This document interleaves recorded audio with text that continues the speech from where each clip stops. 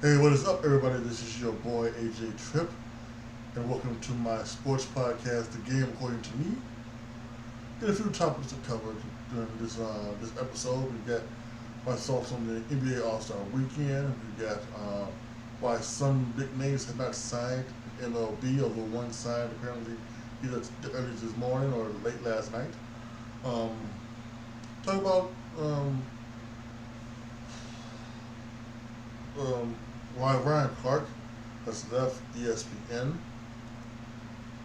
and the new college football playoffs just been finalized this week. So definitely some things to talk about. So let's go ahead and let's just jump right into it. So what is going on in Major League Baseball? I truly do not know what has happened. Um, Many of the top free agents still hadn't signed. Um, by my last account, again, we talked about it this morning. Cody Bellinger re-signed with the Cubs, 3 years, $80 million. But again, where was that? And some people have been talking about this has been happening for like the last 4 or 5 years now, where free agents they don't sign during the hot stove league or anything like that. It's almost they wait until training camp, spring training to start to sign. And you have to wonder what is that all about. I don't know, but according to CBS Sports.com, three of their top 10 free agents still unsigned, and nine of their top 50. So let's just go ahead to where they have it. Matt Chapman, who was last with the Toronto Blue Jays, third baseman, is still a free agent. Blake Snell, the reigning Cy Young winner for the San Diego Padres, is still a free agent. Like I said, Cody Bellinger re-signed today with the Cubs. Um, Jordan Montgomery, left-handed pitcher, last pitched with the Texas Rangers, world champion Texas Rangers, if I'm correct, right? He's still a free agent. So then they go down to the 22nd ranked free agent JD Martinez, DH, last played with the Dodgers. I guess that's what that is. The logos are kind of small. He's a free agent. Michael Taylor, center fielder for the Twins. He's a free agent. Michael Brantley retired. Tommy Pham, he was an outfielder DH for the Diamondbacks. He's a free agent, still a free agent. Number 46 on their list, who was a San Diego Padre at first base. He's a free agent. And Donovan Solano, first baseman with the Twins, is still a free agent. So, you have to wonder why was all of this why did all of this happen? Well, it seems like it's still like the top free agents have not been signed, and they waited until the new year to be signed, and all of this is just happening. It's you have to wonder what's going on. So, you know, I think that uh, something is broken in Major League Baseball when it comes to their off season and their free agent things and things like that. We had a couple of years ago talk about the Cubs owner saying that there was what did he call it, marketable losses or something like that, where you just couldn't believe it. Really, the Cubs had marketable losses? Shut the fuck up. So I really don't know what is going on with baseball and its free agency. They don't want to. So that owners don't want to give out long-term contracts, which is fine. And I think there's a few of them here. Cody Bellinger was one of them, but there was a few of them where Scott Boras is their agent, and if Scott Boras is their agent, they're not really a big fan of, teaming up with, doing work with Scott Boras. It seems like so. He was Cody Bellinger. He has Blake Snell. He has Jordan Montgomery. I think they were talking about he has like six of the free agents remaining. He was like all six of them. So, and that's maybe one of the reasons why they were not that they hadn't been signed until Cody Bellinger signed it this morning. So yeah, we'll just have to figure out where the other 15 is going. We got a whole month before um, the season starts, and so I'm gonna have in my next podcast. I'll break down the Major League Baseball. Now I'm not gonna break it down, but I should say I have my predictions. What I figure will happen in the season of baseball, Major League Baseball 2024 season. I should say next episode. It's going to be a episode. Who knows? I may want to drop another episode. One of the things I'm going to do this year, I'm going to see maybe about doing maybe 2 of these, a month to one just for that football season. So maybe we might see. But yeah, that's we'll see what happens. But yeah, I'm definitely going to be having a preview predictions episode for Major League Baseball. Before the season starts. So yeah, as a Cubs fan, happy that Cody Bellinger has signed. Glad to see him be back. And we'll see what their goal is. But there's still a lot of other people still on the chessboard for a lot of other teams to see what's going to happen. So we'll have to find out what's going to go down. So Ryan Clark has left ESPN. It looks like that they were trying to come together on a new contract, and it didn't happen. So they decided to go their separate ways. For the most part, I liked Ryan Clark. I thought Ryan Clark was he was good at the breakdown, and he was good at other things when it came to like defense and how the interminglings of a locker room would work and all of those things. But I will say that I lost some modicum of respect for Ryan Clark in the last couple of months when he really showed his bias coming through. He was when Josh Allen was and KC was there and obviously there was no way that you could sit down and you could blame Josh Allen for the loss against Kansas City. You're not blame him for that. That was all Kansas City. That was all Mahomes.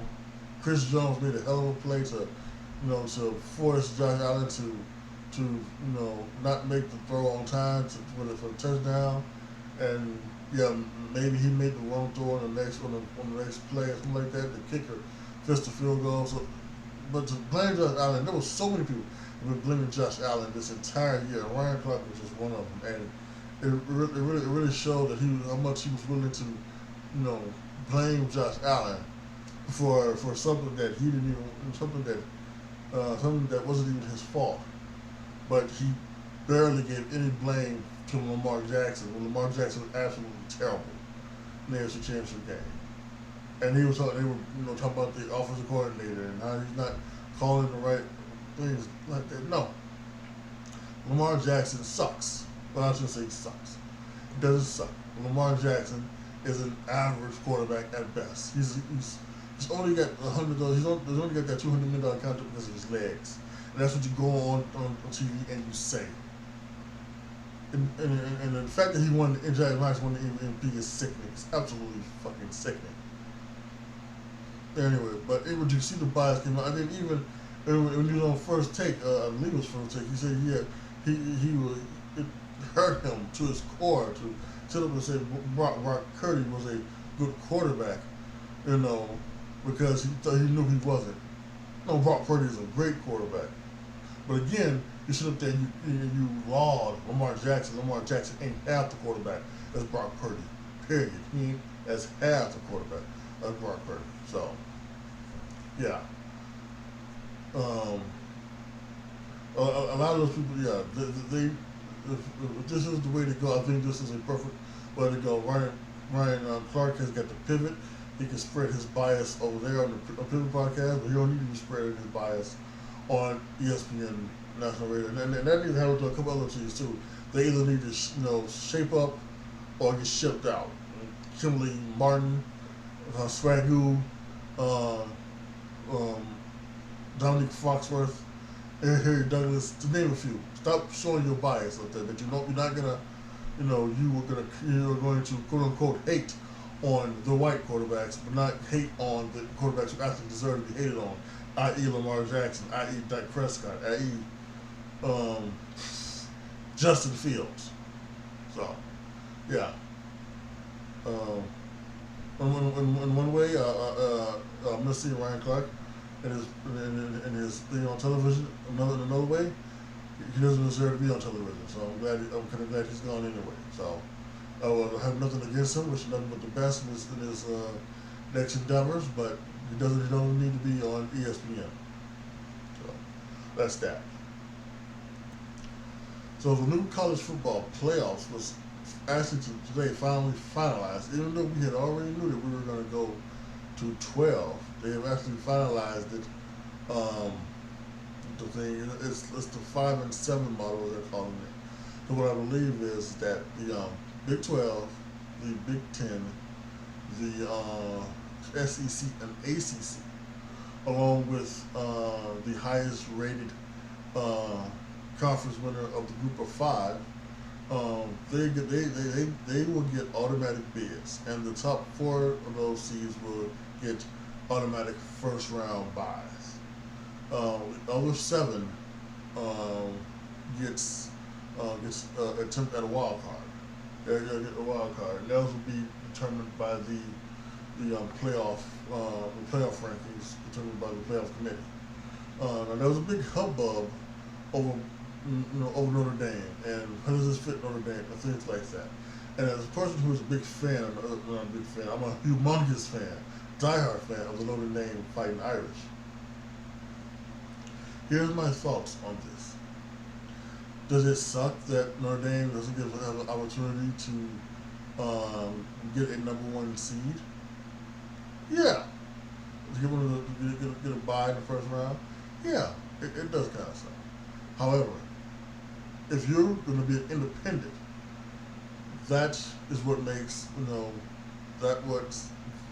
things like this is what you have to deal with when you're going to be an independent.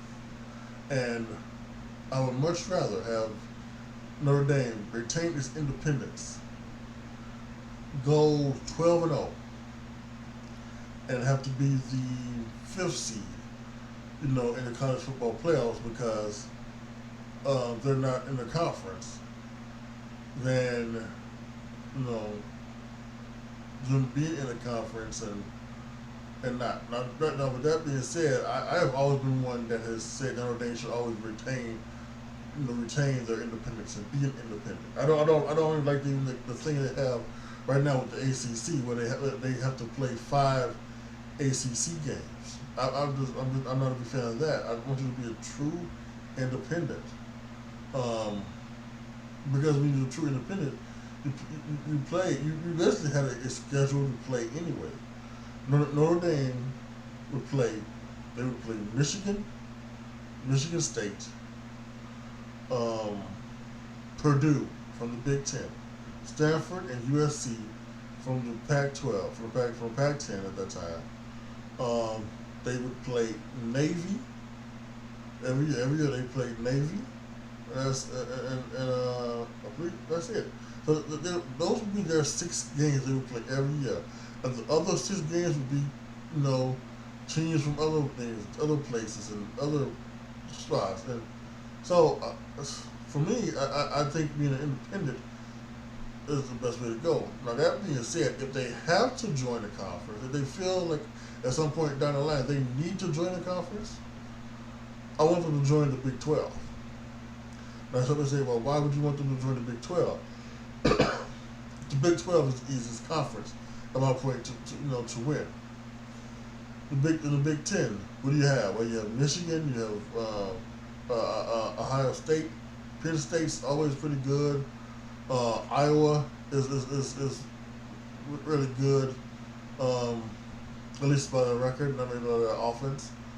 But yeah, you end up, and then Penn State, Northwestern, someone would come out of nowhere. Minnesota would come out of nowhere. Wisconsin, they would come out of nowhere and they would win the Big Ten. So you don't want to join the Big Ten.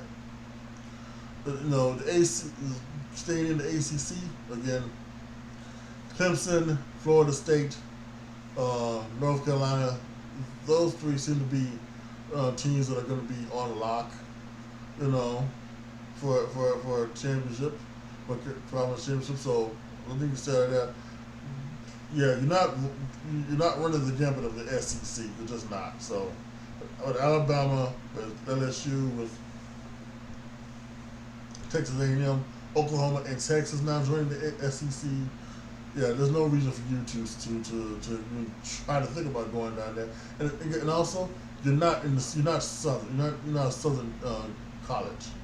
Yeah, you're not. You're in the Midwest. You're somewhere in a thing. So yeah, stay out of the Southeastern Conference. So the only thing left is the Big 12, and with Texas and Oklahoma leaving, Oklahoma State continues to be a powerhouse. So you would have to, deal with them. Cincinnati is now in the Big 12. I think a few other ones as well. BYU. So there's some other teams in the Big 12 that you could see. Hey, good, but realistically, you should win the Big. If Notre Dame was to join the Big 12, you should win that conference 8 out of 10 years. Each year. 8 out of 10 years. Again, like I said, maybe Oklahoma State would step up. Maybe BYU would step up. Cincinnati would join the fray. But otherwise, you deserve to be in. You should win the Big 12 8 out of 10 years, meaning that you would automatically have a spot in one of those four. So, if Notre Dame has to, get into has to join a conference, I want them to join the Big 12 before they join any other conferences. Yeah, so college football this year is going to be big, not only because of this new playoff, but NCAA college football game is coming back. They have rights to all 134 teams. Finally, because when this was first announced a couple of years ago, it was stated that Notre Dame wasn't going to be in the game. They had pulled out, but finally, last minute, they decided to join in, but they can do that. And now with the name, image, and likeness, excuse me. If the players who opt in, not only going to get $600, but they're going to get a free copy of the video game. So then now when you go into the game, you might see that Jalen Monroe is actually the actual quarterback of the Alabama Crimson Tide, and his likeness, his face scan might be on the player rather than a generic black dude and the name is quarterback number 4. So now you might do that. Now some people are going to opt in. I think I don't know if all 11,000 excuse me college athletes are actually going to join in. That would be amazing if they would.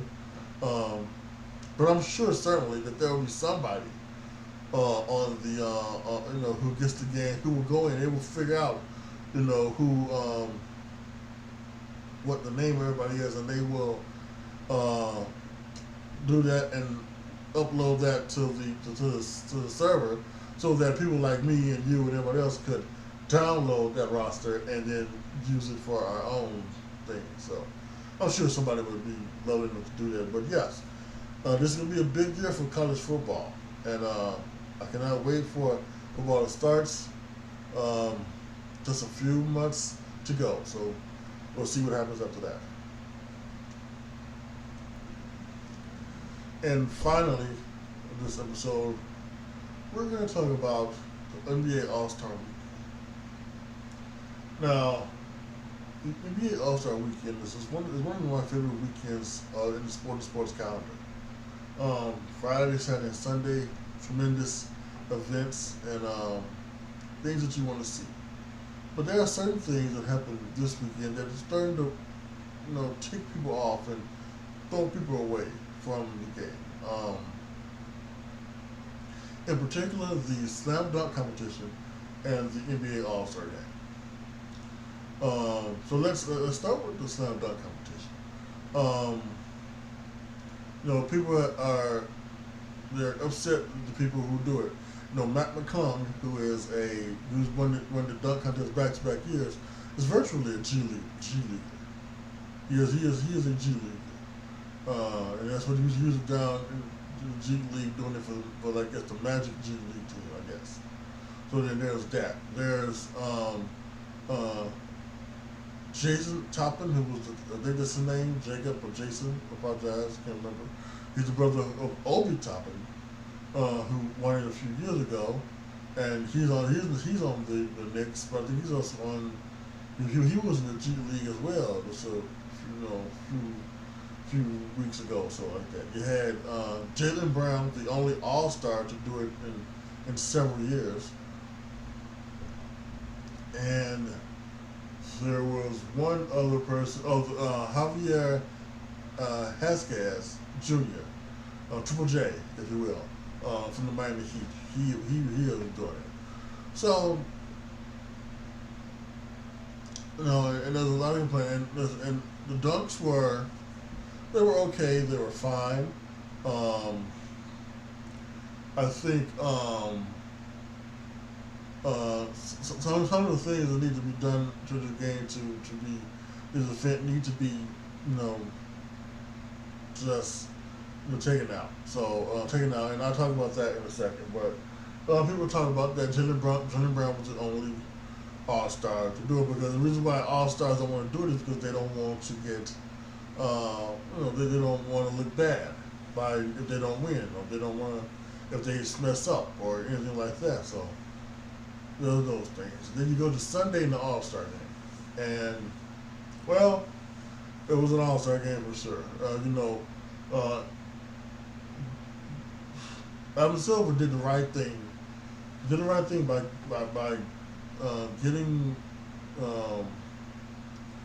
getting away from the schoolyard pick, which I think was dumb. That was dumb. I don't think the U.S. versus world works either, because there's not enough. There are not enough all stars on the world side to make it. To make it. It's you're gonna if you do U.S. versus world. There's gonna be 5 or 6 U.S. players who are deserving of being an all-star, who are going to be left off the team because you got to do this whole U.S. versus world bull crap. And that's not the way to go about it either. And there's a way. Everybody can talk about. There's a way to. We need to make it more incredible. Well, that's okay, players. And then make it incredible. Make it better. Play more defense. Just don't allow Damian Lillard to pull up from half court and shoot a three. Make them play. Make them move. Go. Don't play 10 feet away from your player. Do some actual guarding.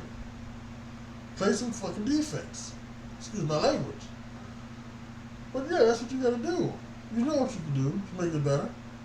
And if you score 200, now these are all stars. So if you score 211 points, hey, that's totally fine. But you've earned those 211 points in some form or fashion. Just don't start in the middle of the game and start doing dunk contests. No, that's not the way to go. So, there's a lot of things where to go. I was okay and fine with it, but I totally understand that the All-Star game needs to be better, and it needs to be more competitive, and high scoring games and All-Star games have kind of always been like the way to go for the most part. Because again, you're talking about the best of the best scorers, the best players in the league. So they've got a way to score and things like that. Remember when did Dwayne Wade break Kobe's face, or was it the other way around? Either one of the two are around. Where Dwayne Wade either broke Kobe's face or Kobe broke Dwayne Wade's face. But either way, they played. Because they played hard defense. They against each other. So that's the way you gotta do it.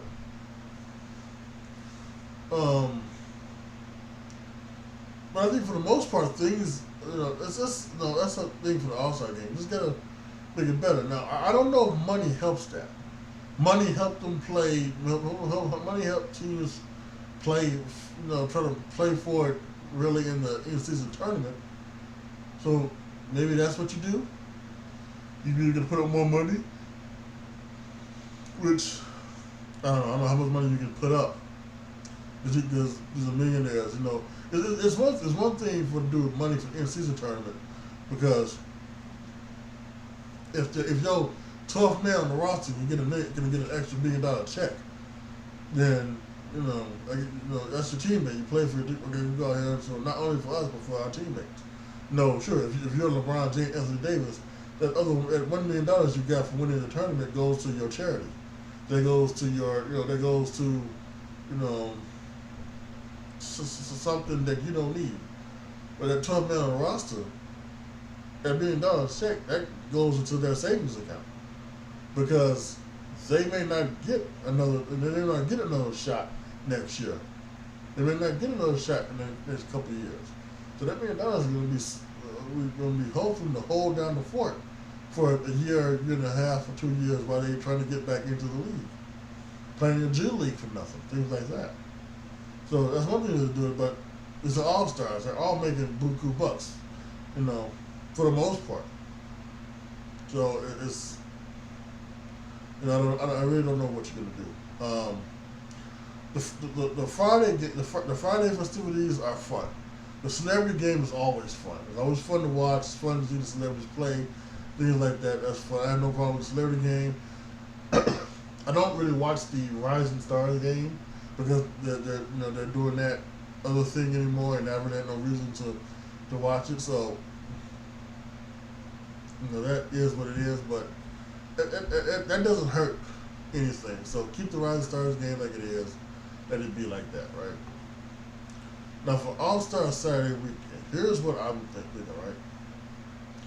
I don't say get rid of the dunk contest, because the dunk contest is something that you never know what's going to happen. You could end up having a thing like last year where Matt McClung came out of nowhere and did dunks that, he put his spin on dunks that we've seen before, or dunks that we've never seen before, and it made it tantalizing to watch.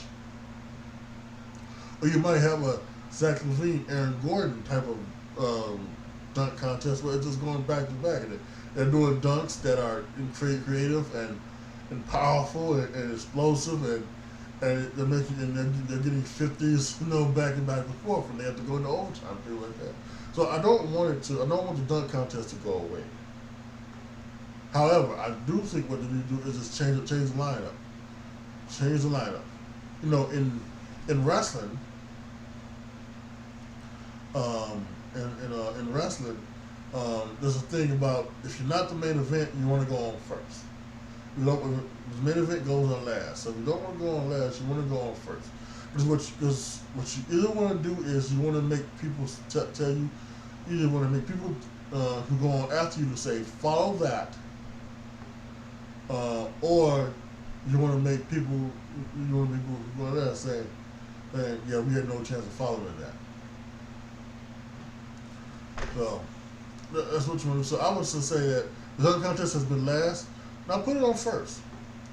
Put it on first until the dunk contest can prove that it can continue to be the most exciting event, on Saturday night. Then move it back to the main event if you have to. But dunk contest goes on first. You want to do the skills competition? Stay with that. That's fine. If you want to find something new else to do, that's totally fine as well. I like, the best thing was these. I think the Sabrina Ionesco versus Stephen Curry 3-point contest. I think I like that. I think I like the way that went. I found that to be very entertaining, and I think there's something else to see. I think you can do many things with that, right? I think you can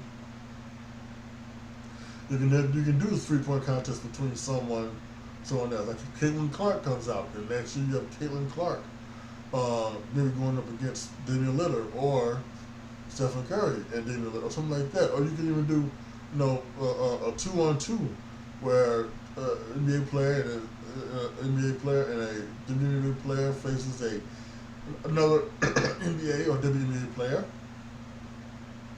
and maybe you go to you play to 11 or something like that, or 10 or something like that. The three is including, 2-on-2 games, you know, something like that. So I think that's good. I think some sort of competition. I think where it's one-on-one, something like that. Whether it could be horse or 3-point shooting contest or just a one-on-one, two-on-two type of game, we can do that as well. I think that would be very interesting. And then the main event will be a 3-point contest. That's what it seems like all the stars want to join in.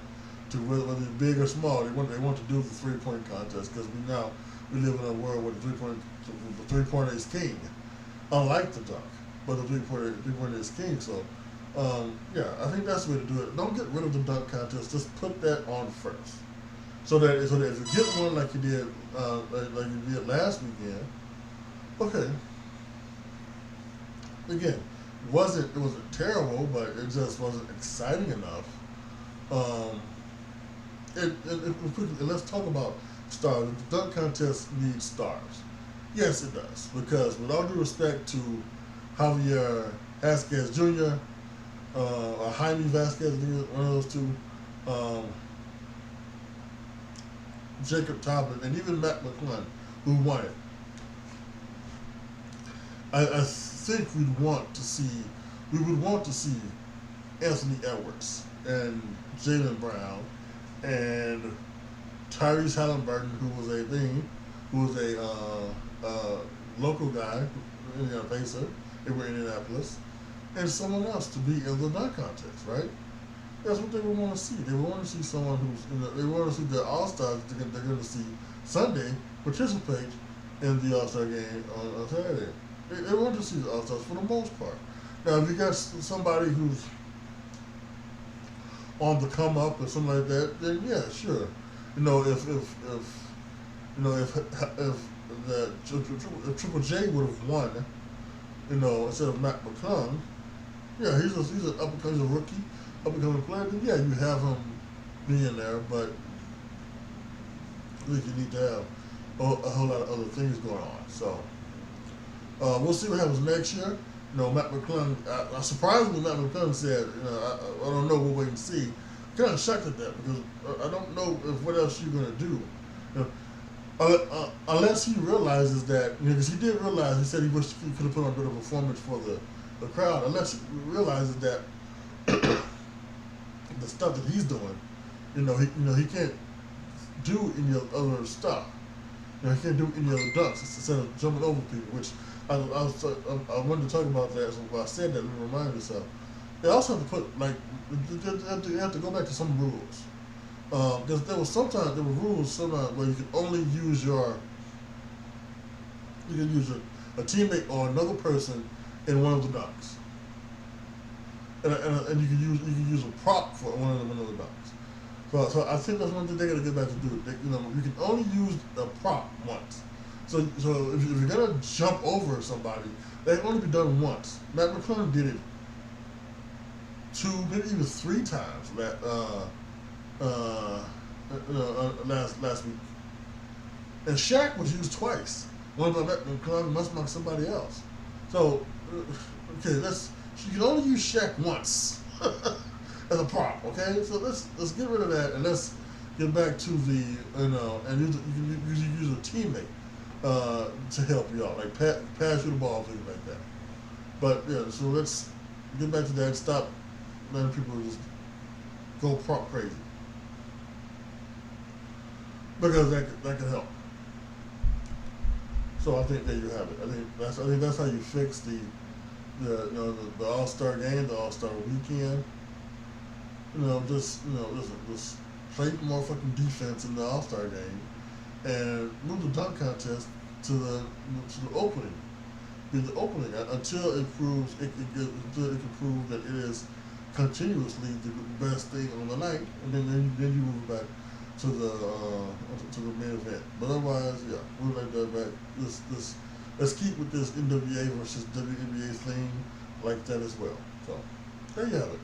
I think that's how you fix the NBA All-Star Weekend, and maybe make it so that it's back to being a must-see event. But right now, A lot of people don't even see it, and that's a shame.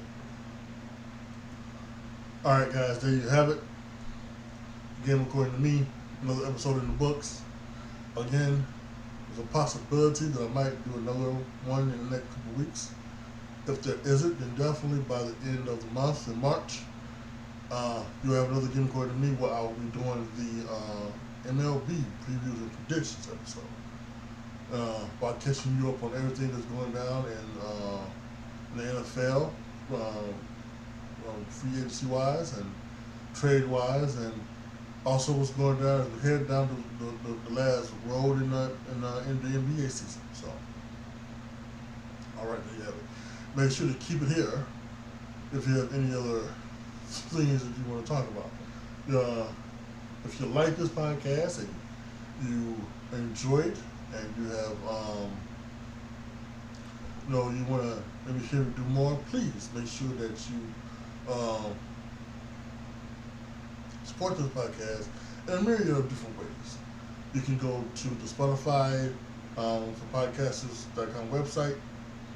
Go to the Game According, and you go there. They have tiers that you can sign up for: 99¢, $4.99, or $9.99 tier to support this podcast. You can also go to patron.com/AJTRIP to become a patron.